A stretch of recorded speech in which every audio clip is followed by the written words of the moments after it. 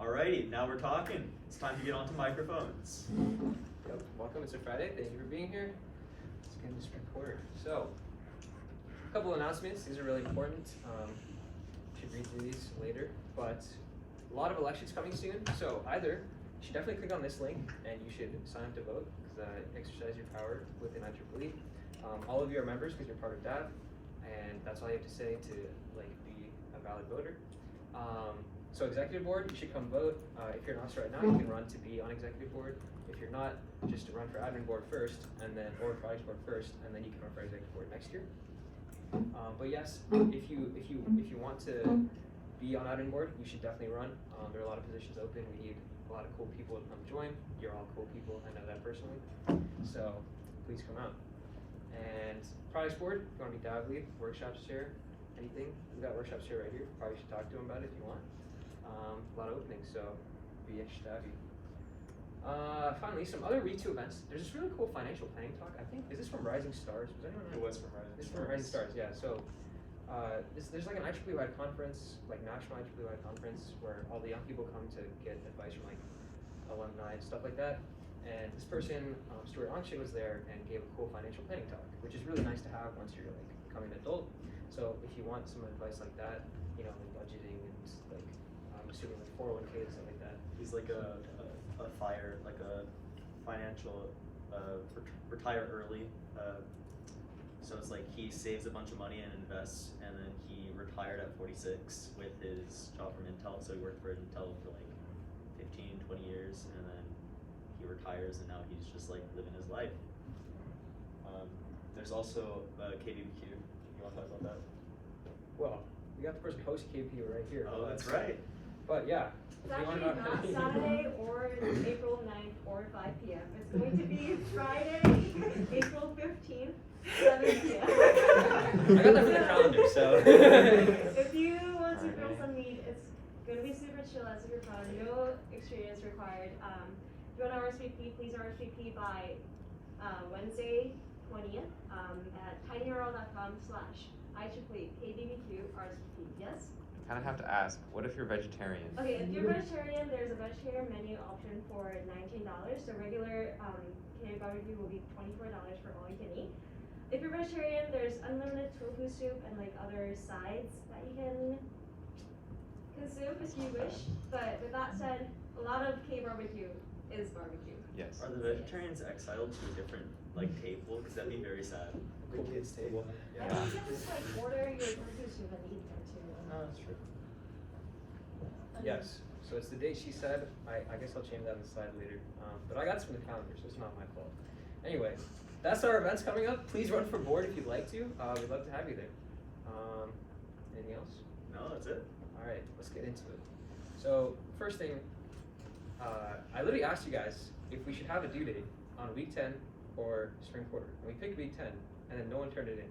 One group asked for an extension, thank you, Bobby, but no one else did. So we can't really give you much of your deposit back, but yeah, I don't know. Do you have anything else you want to talk about? I don't really know what to say. It was due week 10, and then there's a ton of groups. It really ruined my spring quarter just having to come in, and for 2 days I was just debugging VGA. So I don't know. I don't know what to say about that. Yeah. Honestly, debugging VGAs ruins everyone's day. So. Yeah. So I guess you'll maybe get $20 back. I can't give you more, but You're Nick. Who's Nick? I'm pretty sure Bradley was the only one that wanted to do week 10. He didn't even turn it in. I know, that's my bad. Anyway, yeah, April Fools, there you go. I had to put something in there. Alright, so that's not actually true. All of you did a great job, as usual. But we didn't do a great job because even though some of you have the exact same code as us, it just wouldn't run. Yeah, thank you, Ryan. And then we tried to fix it, otherwise we gave you our code because for some reason, literally just copying my code, which is your code, works. But if all of you that got it working, great job. And the ones that had the concept but didn't work, I'm sorry. At this point, I literally do not know what's wrong because your code's the same. But that's VGA, I guess. You can see stuff on your screen now, hopefully, so that'll be useful in the final DAV. And do you have anything else to say about that? Yeah, if you didn't make a test bench and your code's still not working, make a test bench and try it out.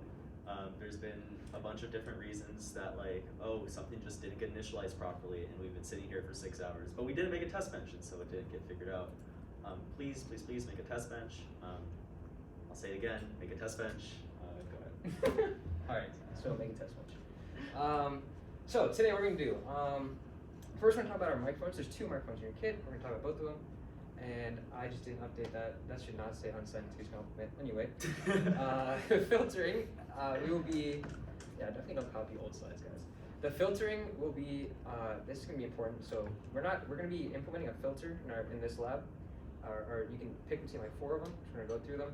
And then practical stuff is just like how are we going to talk between FPGA and the microphone, communication protocols, and finally we'll go through the lab. So, firstly, overview. So firstly, we're in the lab, microphone lab. That's going to go straight into your mic translator. So right now, you've done your FFT processor. We did the VGA generator just now, and then all we need left is the mic input. So that's what we're going to work on this week, or the upcoming month, kind of. So let's get into it. What mics do we have, Andrew? Alrighty, so we have the analog mic and the digital mic. So you'll see that this one has 3 pins and this one has 6 pins.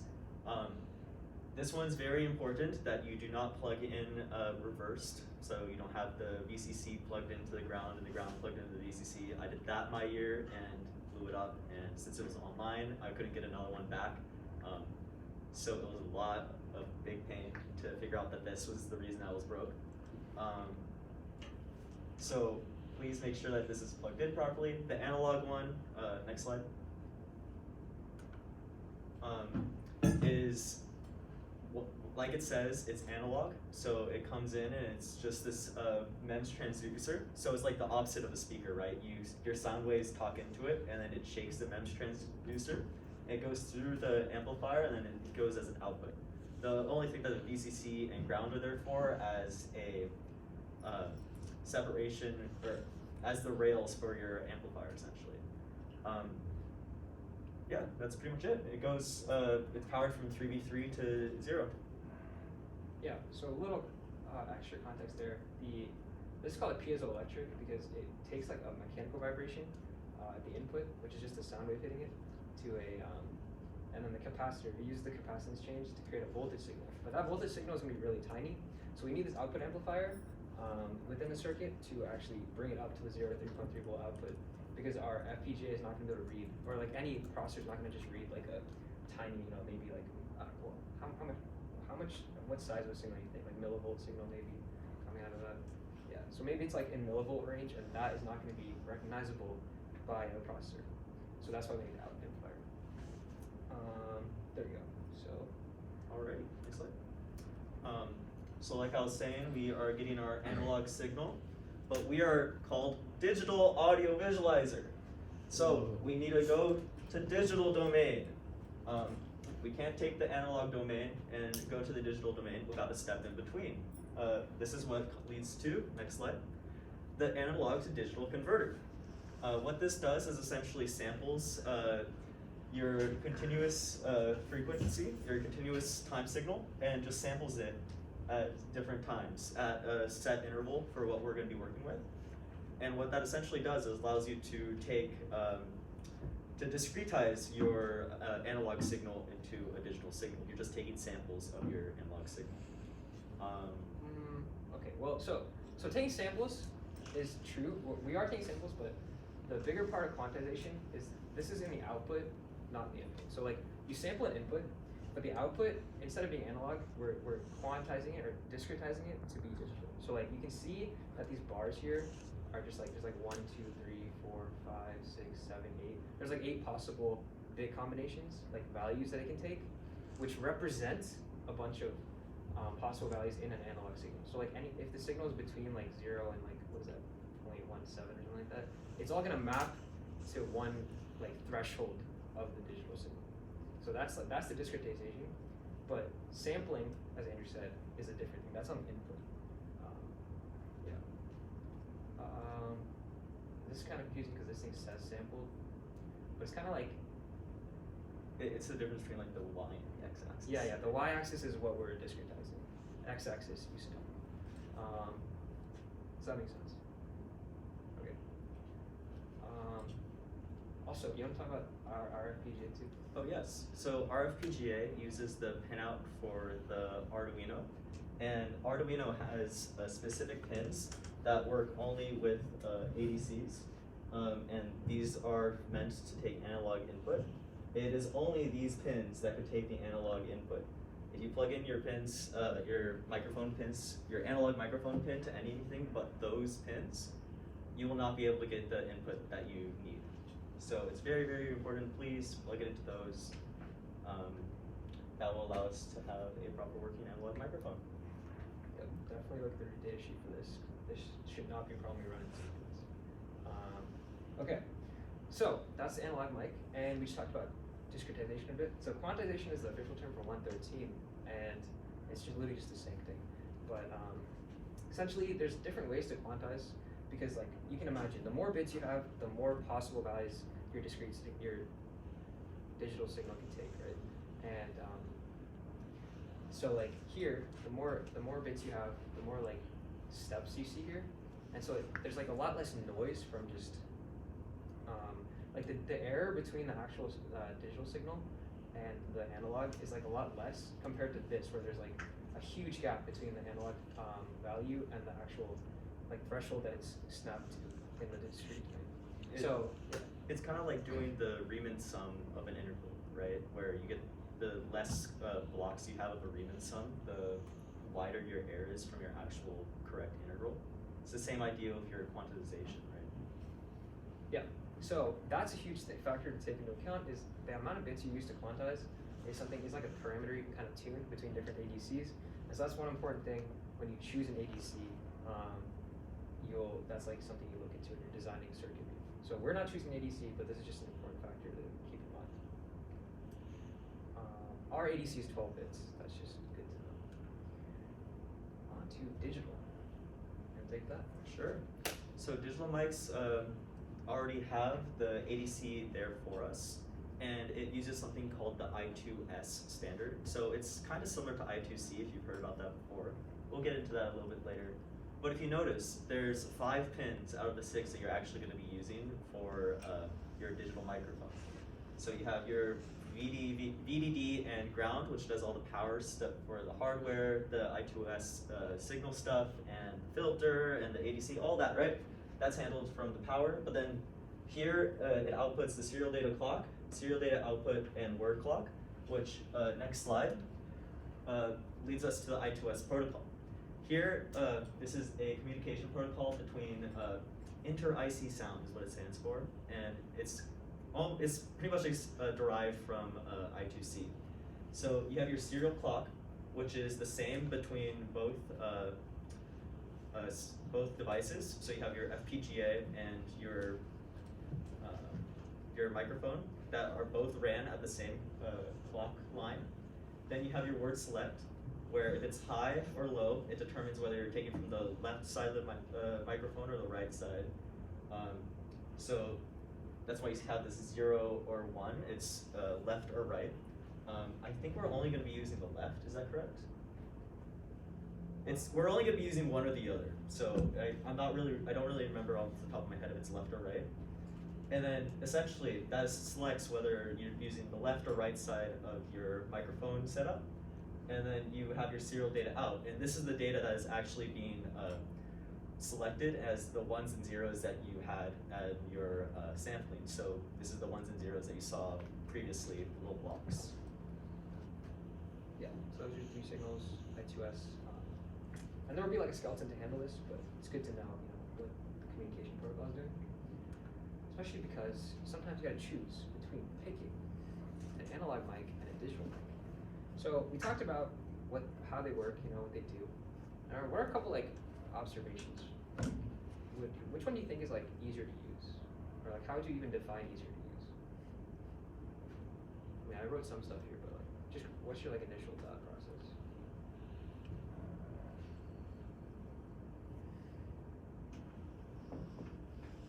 You got the thought. I feel like the analog one, if you just figure out how to do the ADC on the board itself, There's a lot less wires you have to deal with externally. That's true. Yeah. But then you have to like have your own ADC, which then you have to choose a trade-off between the ADC or do you want to deal with the I2S protocol? You raised your hand. I was just gonna say, like, it's just the difference between where the ADC is. So either you're gonna have to have an extra component inside your FPGA, which ours luckily do, or you're gonna have to have logic to, translate the I2S protocol. So it's a trade-off. Yeah. So yeah, there's some good considerations. There's more here, like you can like customize your analog. If you're trying to do rap, you can like actually put a whole circuit in there, mess around with it. Add your own filtering. Whereas you might have noticed that the digital mic comes with its own filter. I'm not even entirely sure what that filter does, but it probably just like keeps it within a domain that we know we're sampling in. But yeah, it's like one complete package, right? So the digital, you kind of just like take it, you know that you're gonna get these like already quantized outputs. Analog, you kind of have to work with it a bit to make it easier to process in a digital processor. But yes, analog is a little simpler. There's only 3 signals, and 2 of them are power. So you're just literally dealing with the signal itself. That's the main difference, is that you just get the signal straight up with the analog, and the digital, you get the quantized version, but you have to use a serial communication protocol to actually interpret it. So yeah, those are our 2 mics. Any questions? Actually, The I2S, if you're using the digital mic, which side is I2S? Is it unidirectional? No, there's no master. It's like I2C. There's no master. Okay.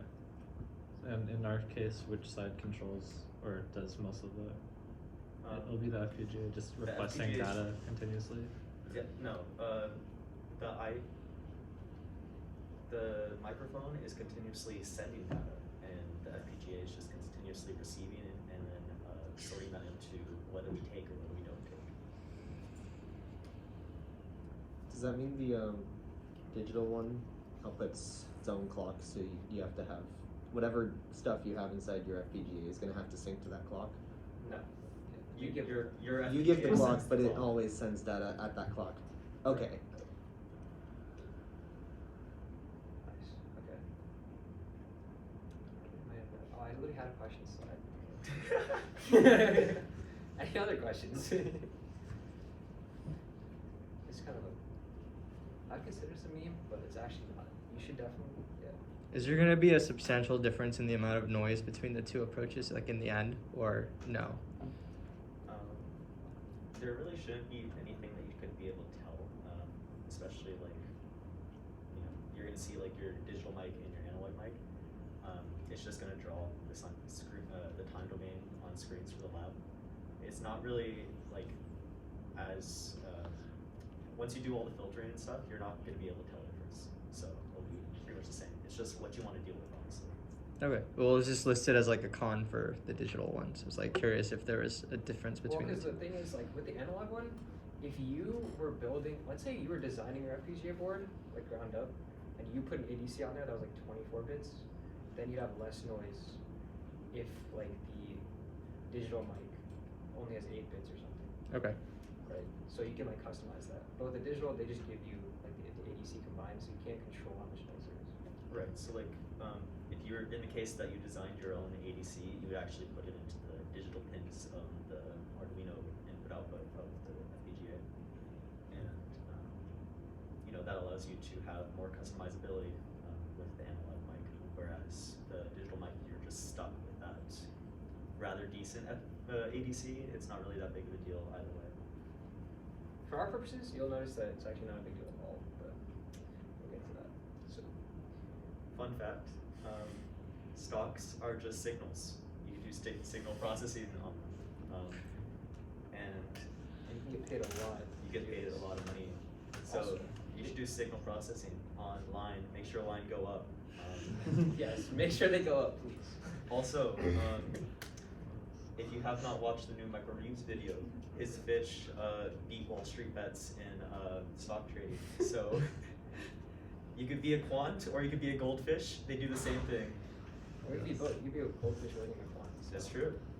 that way you get paid Quant's a and you're a goldfish? snack.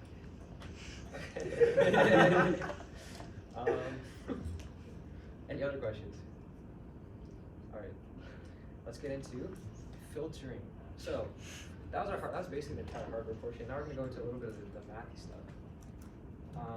So first of all, what are filters? Anybody? Bradley. Filters are things that reduce unwanted components. I'm glad someone can read. Okay, so yeah, I wrote that and didn't know what I said, but anyway, yeah, it gets rid of bad stuff. So a Brita filter gets rid of like bad stuff in your water. HEPA filter gets rid of bad stuff in the air, and an electrical filter gets rid of bad stuff in your signals. So what we're gonna do is use electrical filters, which are huge in signal processing in EE. So if you're kind of interested in DSP, 113, I don't know the rest of the numbers, but probably 114 too. This is kind of important. There are a lot of filters you can use, like a high pass filter, low pass filter, derivative, spatial. These are just some examples, but they do kind of cool things with your signal. So if you get an input signal, it might not really mean much to you, but then you can put a low pass on it. Suddenly you're just looking at the low frequencies, and you know that the high frequency noise is now gone, assuming your filter works well. But yeah, just like how Brita takes bad stuff out of your water, your electrical filter can either take bad stuff out, or it can enhance the stuff you actually want to look at. So like a derivative filter is used in images where you can actually filter an image to look specifically at like edges and features like that have high contrast. So maybe that's useful in edge detection, or like in like a autonomous vehicle, looking at I don't know where like a street is. But yeah, filters are really important. It's just how we process data. So a couple filters that we'll be working with: low pass, high pass, band reject. Has anyone not ever seen filters before?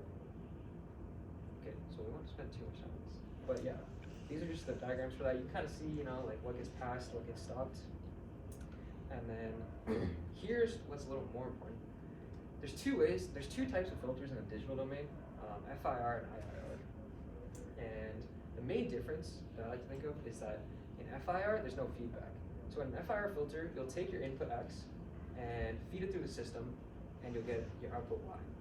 But then in an IIR system, you'll take your input X, you'll feed it through your system, then you'll have your output, and then that'll feed back in this little feedback loop, back in as another input to your system. So this gives you a little bit more, I believe it gives you a little bit more customizability, but it gives you like a better just like circuit overall, because it has sharper frequency cutoffs. And yeah, it's less space as well. Yeah, it's also less space. That's huge for us, because in the digital domain, like on FPGA, you might have lower resources. This is the better way to go, because you can use less coefficients and less memory storage, since you're feeding the output back in instead of like multiplying a lot of inputs by a couple numbers, or by a lot of numbers. So that's the main point to take away from this. What's also nice is that for both of these, you don't do the math calculations to find your coefficients on the FPGA. Usually use like a tool like MATLAB or like some other fancy tools that you spend thousands of dollars for to find your coefficients, and then you upload them on the FPGA. So it's kind of like allows you to just build a filter off right there, instead of having to like do a bunch of math on the FPGA and slowing down your processing. In addition, what's one really big problem with feedback? Stability. You could blow up really large or get really small and get stuck there. Yes, feedback loops. Feedback loops is a really big problem with IR filters. If they are not designed properly, you could actually just have them ramp up in their response, and it leads you to blowing things up. So not fun. Yeah, so that's a big design choice to make. In this lab, we're making the design choice for you, since it's, as we said here, IIR is more efficient for digital processors. We're going to be working with IIR, and the implementation of those should be right here. So, yeah, in the lab, Yeah, on the previous slide, could you just implementation-wise explain why it is less resource heavy, even though it takes in more inputs? Like inside the block diagram, how does it use less coefficients in memory if there's more inputs into it for the same amount of outputs? Oh, because this is something right here called a direct form 1 layout. There's also direct form 2, which uses less delay blocks and less multiplications. In processing, either in the digital domain, multiplications are what takes the most amount of time. So you want to minimize your multiplications as much as possible. So all these delays are just fine because it's like one delay cycle, but then you're multiplying by coefficients here. And that's a really big deal because if you're multiplying by coefficients after every delay cycle, it puts a lot of strain and on your resources, as well as it just takes a lot of time and takes a lot of space. Okay. Yeah. Any other questions? Actually, because yeah. This is like a really hard topic. This is like all of 113, like weeks 6 through 10 is right here. So if you don't have questions on this, you're weird. So. Well, it's all of 113 if your professor decides to cover it. So when you have like the summation equation above it, right? Does each term of that summation, is that one of the delays, or how does this work? Yes. Okay. That's exactly right. So if you see here, you have a delay here, and then it goes to the summation. So you have delay of 0, delay of 1, delay of 2, ... delay of k. So yeah, k delays in that one, and then for that one you have m plus l delays, or are those in parallel? So yes, exactly. So you would have m plus l delays, and since this is a direct form 1 filter, you could choose which sides to have your feedback on. Whereas in a direct form 2 filter, you'd still have the delays overlapping each other, but then you wouldn't have the feedback here going around. So then you could still have the same equation, but you'd use less delays. You'd use the min of m and l as your delays. Okay.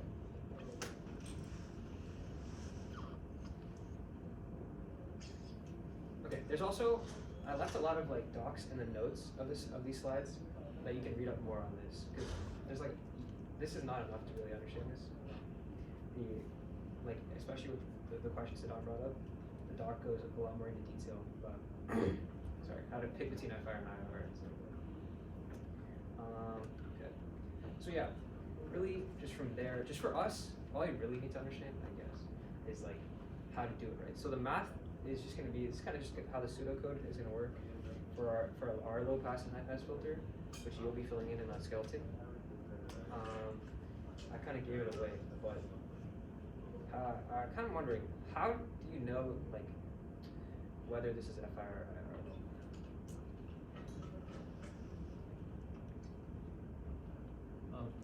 Wait, let's have a new volunteer. Let's have not an officer answer a question. Let's have a future officer answer a question. To anyone in the back or in the third row, please. That's no pressure at all. Yes. Well, the equation for y will have y if it's IIR. Yes. That's feedback. Great job. Yeah. So these use feedback, actually, as Maya said. There's y of I minus 1, and there's y of k minus 1. And that feedback is what makes it IIR. The rest of this is just like how they went between low pass and high pass, but yeah. Nice. Okay, and final topic is going to be on windowing. First thing, I kind of want to whiteboard this, but yeah. So last time we talked about, no, 2 times ago we talked about FFTs. And in that I said that FFTs can be used on signals that are finite and periodic. Now this is important because the whole point is that when you take an FFT of something, and then you inverse FFT it, it's going to assume that you're getting the signal back, but then repeating it periodically. So if you give it a signal that's not initially periodic, is it going to work, you think? But like, not work in what kind of way? Like, do you think it'll just break? Like, you won't get any output? Like, what do you think might happen to the output? Because right here we have a perfect sine wave. It's sampled perfectly from like, this is what, 2 periods? 2 periods, yeah. And it gives you just the perfect sine wave frequency. But what do you think will happen when we give it a signal that's maybe we sample from here to like, I don't know, here. Just any guess, you know? Like what do you think breaking the frequency transform would look like? Now I'll give you the answer on the next slide. There's no bad guesses. I mean, it's gonna give you just like an output that looks like the sine wave would be like cut off at that level and stuff. Same thing. Right. Wait. An output that. So I'm sorry. I'm asking about the FFT. What do you think the FFT will look like if we give it a signal that's from like the start to just like 3/4? Oh, the FFT. It'll be like. I mean, it obviously wouldn't look like that. It would represent what like where you cut it off would be if that was periodic. Yeah, that's probably true. I think. Do you have any idea? I was thinking like if you cut off the period or the signal, it's like multiplying by a window, so then on the frequency domain it's like involving a rectangle, like where you transform a rectangle with that. It's more mathematical way of putting it, but yeah, that's pretty much exactly right. Great job. I'm actually okay. So I think that's kind of close. But yeah, what's gonna happen is you get spectral leakage. So say you take the FFT of a non-periodic signal, you're gonna get something where the power of the main frequency is gonna start leaking into other frequencies. I think what Josh was saying is probably the reason. It's Yeah. Because we're gonna do that in the opposite direction to get rid of it. So essentially, this is the problem we're gonna face: is that our FFT, if you don't give it a periodic signal, is going to have some like discontinuities, and therefore it will give you this spectral leakage. And then, so how we're gonna fix this is through. How are we gonna fix this? What was the last topic of the lecture I was talking about? Yes, we're gonna use windowing to fix this. So, what is windowing? It's just multiplying our signal by a window. It's a little bubble shape. If you've ever looked at DNA, it's might look kind of similar. But we're gonna apply this little window, the orange and blue, to our signal, and now you'll see that instead of having a discontinuity, so this is like this is just one. This is supposed to be the non-periodic signal, but then repeated. You can see that it now connects here, so it's suddenly become periodic. And when you do this, the spectral leakage actually decreases because now the FFT can when it inverses, if you were to take an inverse FFT, you would be getting repetitions that actually are like touching each other at all of the boundaries. So this is just more mathematically accurate, and that's why I wanted to use windowing. And when you use windowing, you can this is the comparison of like how much better it is. Here you can kind of see like a lot of the frequencies farther away have higher magnitudes. Whereas here, even though like some frequencies nearby do have a high magnitude, the ones farther away chopped off a lot more, so a lot of the noise is gone now. You'll see why, because you can pick between different windows. Because actually, I think exactly what Josh said is when you multiply by this window, you're gonna get this is the response this is the frequency response of the window, but you're convolving this frequency response. So like since our initial signal is just this delta, right? But if you convolve with a delta, you're gonna get like the window kind of like showing up here, and that's why you see like this fall off here in the frequency domain is from the fall off in the window itself.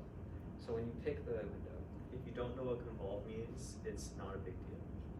yeah, really it's just gonna kind of show this same frequency response. That delta is just like multiplying this by one kind of thing. So you can see this fall off, and the main design consideration here is just like you can pick between windows that have like really narrow pass bands, but then you'll have to check if they have like a nice drop off in other frequencies too. So yeah, that's just how you pick between windows. We actually don't really use windowing in the lab, but it's just a nice concept to know. This is something you should implement for your FFT though. It makes your actual final product of the FFT look significantly better. So we highly recommend that you at least try and give this a shot once your final FFT has been done, or final DAV is completed.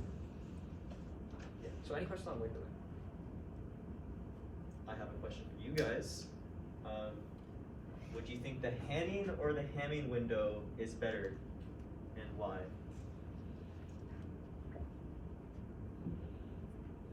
Canning, Why? because although it has a little bit of a wider, like, I guess, like around the actual frequency, it cuts off a lot more. So, or at least the farther frequencies are more cut off, so there's less, the noise floor is much reduced. Very good. Alright. I think that question's answer changes based on your situation. By this situation, Yeah. that's correct. Yeah. I don't even know if there's a right answer, but It's it opinion, sounds but good to me. According to that graph. Alright. So, finally, the lab. How are we gonna do it? What are we gonna do? So what are we gonna do, Andrew? Alrighty, so in this lab, we're going to be displaying the time domain signals of our microphones. This will be using the analog mic, at least for this lab, and then towards the very end is when we get you started on the digital microphone.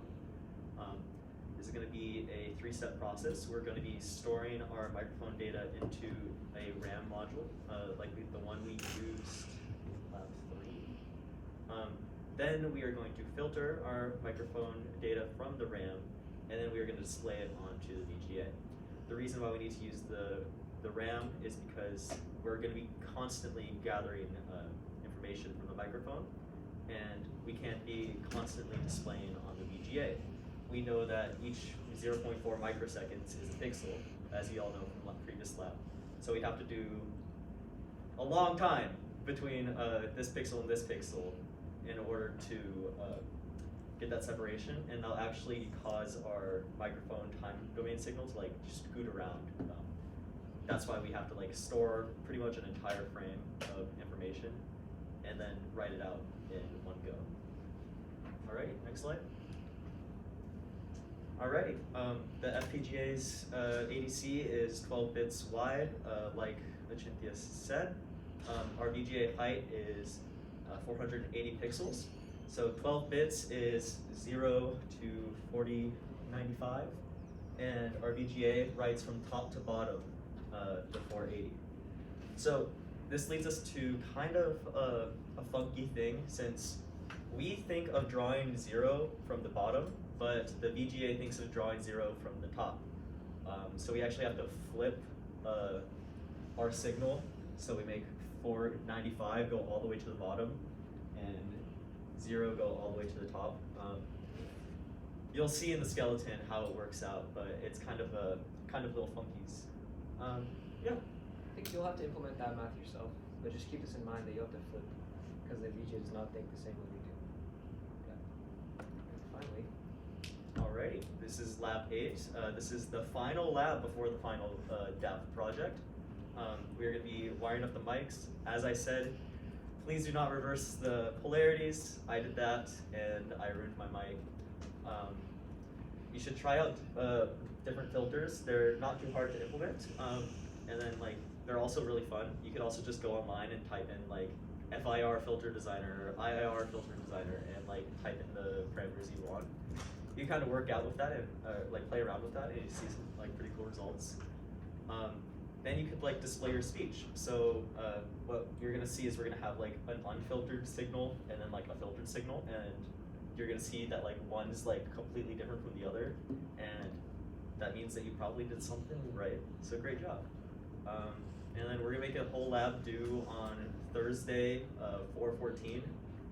This is like the Thursday of week 3.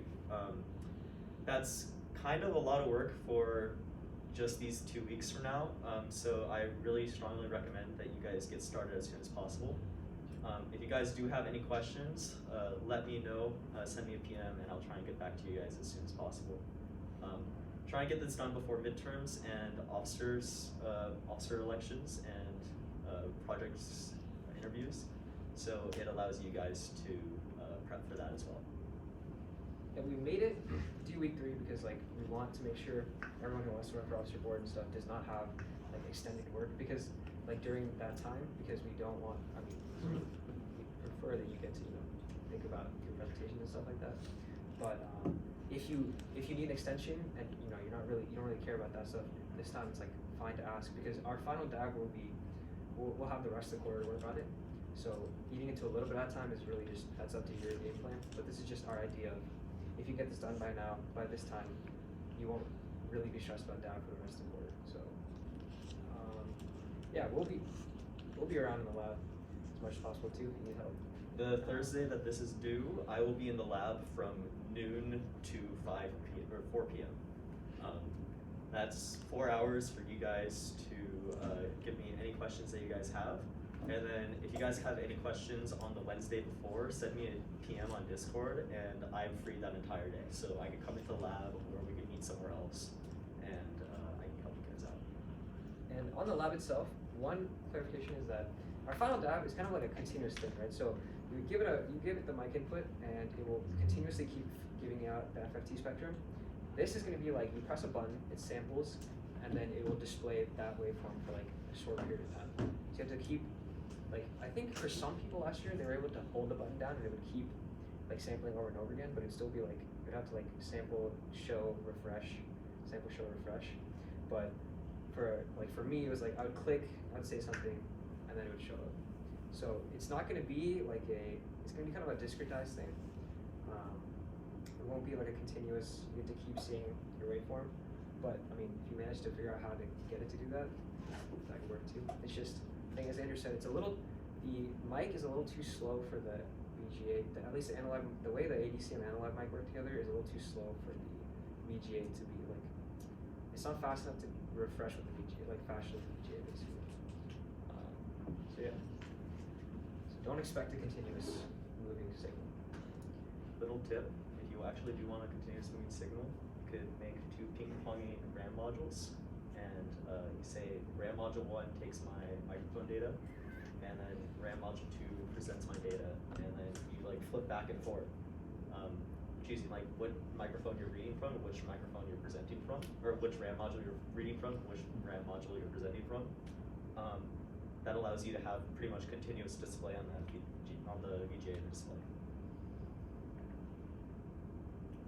Yeah, if you make continuous, we'll give you last year's DAV. You did this year. I'll give you this year. It's The pretty one sick you're shirt. wearing right now, or like you did before? Yeah, this one. There's gonna be shirts. There's gonna be shirts this year too, but we'll give you this one from last year. If you make it. It's vintage. You could sell it on like Depop for like $300. So like. Yeah. Any questions? All right. I think that's it. Yeah. Don't plug in the mics incorrectly. Don't do it. Yeah. All right. Cool. Thanks for coming, everybody.